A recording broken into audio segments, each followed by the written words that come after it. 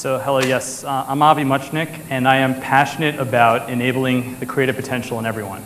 In 2002, I started a company called Worth1000.com. That was a Photoshop contest site where artists could compete.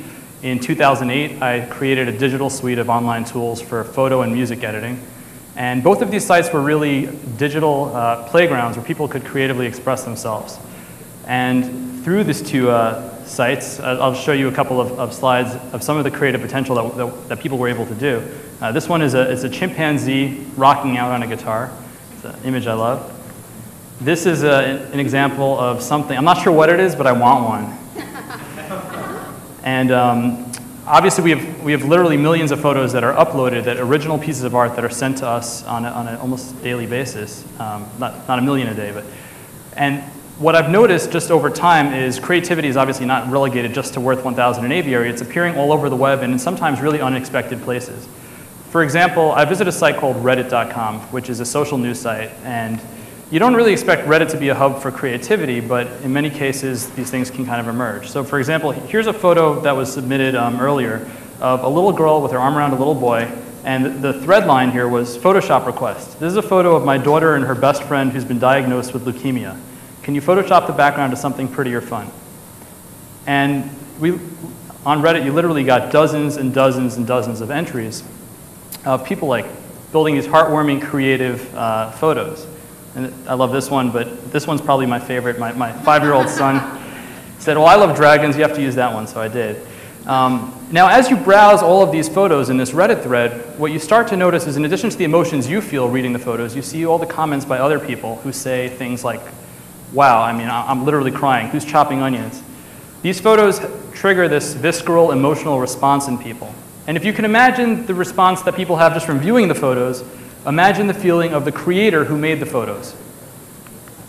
And that's kind of what I want to talk about. I feel like spiritual highs come from creative accomplishments. This is something as an artist and as a curator of Worth 1000 and Aviary that I've seen, and that I know just from all of the people that I interact with who create on a daily basis. They tell me things like, it's incredibly addicting, there's this rush I get, there's this spiritual fulfillment I feel when I make things.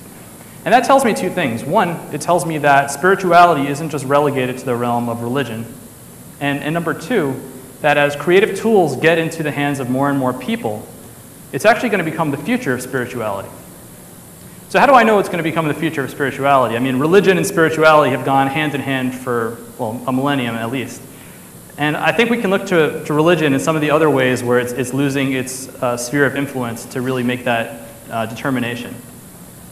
So for example, we know that previously when someone was, I don't know, sick, they would go to a priest and pray that this person would get better. And nowadays we'll go to modern science. When we're looking for answers about the origins of the universe, we might look to religious texts, but nowadays more and more prevalent, we look to modern science to answer those questions. And the list goes on. And what it tells me is that it's not far-fetched that the idea of another area, spirituality, that religion used to govern, could also be governed by something else. And historically, we know that creativity and spirituality were intertwined. Religion made great use of it. And you have to look at the Sistine Chapel ceiling to really understand that and see that. So what's different now? Why am I saying that now, or in the future rather, spirituality is going to be governed by creativity? Well, in ancient times, we had very few people that could really be creative. There wasn't tremendous access to tools.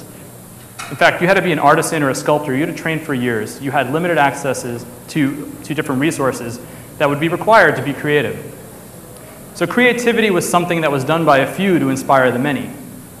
In modern times, though, creative tools are becoming prevalent, and they're on their way towards having their singularity moment when creative tools are going to be so common that everyone is going to be creative, and they're going to get their spiritual fulfillment through it. Creative tools are now done by the many to inspire the few. And you can look at, I don't know if this will show up on the screen, but that yellow line on the top graph represents Apple iPhone usage on Flickr. And you can just get a quick sense for other traditional cameras, point-and-shoot cameras, are quickly being wiped away as Apple skyrockets. And what that represents is just as more and more of these creative tools get into the hands of the common man, creativity is no longer relegated to just, let's say, in this case, photographers. And we know that in the modern world, let's say the Western society, everyone has access to a cell phone. And the globe hasn't really caught up yet, but that's not even going to be true. In the next 10 to 20 years, we're going to see people all over the world, regardless of religion, race, creed, color, poverty level, geographical region, have access to smartphones. And it's not just the camera, let's say, in the phone that's really impressive. What makes the phone so incredible are all the different apps that come alongside it, and all the different creative ways you can use those apps. Even something like a Facebook newsfeed is a form of self-expression that makes people feel good about themselves when they post. So yes, that does mean when your drunk cousin posts something on his wall, that's a form of art. And if I want to leave one thing for everyone here, I want to make sure that you know how to tap into the same spiritual fulfillment that I as an artist get. And I basically suggest you do it like this. I challenge you to take one day a week when you make it your business to be as creative as possible in any way that you choose, but using the limits and freedoms given us by modern technology. So whether that means learning a new instrument by going on YouTube and seeing how they played a guitar, and then recording yourself once you've actually written a song, or going on Twitter and typing minimalist poetry in 140 characters or less, or taking an iPad and painting with the brushes.